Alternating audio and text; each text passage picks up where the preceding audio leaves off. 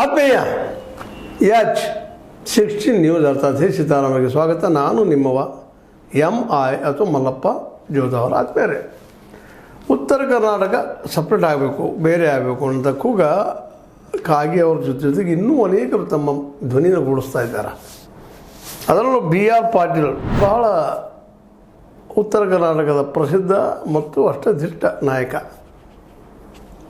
ಕಲಬುರಗಿಯಲ್ಲಿರುವಂಥವ್ರು, ಬೆಳಗಾವಿಯಿಂದ Kalaburagi 400 kilometre ದೂರದಲ್ಲಿರುವಂಥವರು. ಈ BR ಪಾಟೀಲರು ನಮ್ಮ ಕ್ಷೇತ್ರಗಳಿಗೆ ಈ ಸಚಿವರು ಭೇಟಿ ಆಗುವುದಿಲ್ಲಲ್ರಿ ಅಂತ ನಾವು ಪೂರ ದಂಡೆಗೆ ಇದ್ದೀವಿ. ನಮ್ಮ ಇನ್ನಿಬ್ಬರು ಅಸ್ಪೃಶ್ಯರನ್ನಾಗಿ ಮಾಡಿದ್ದಾರೆ.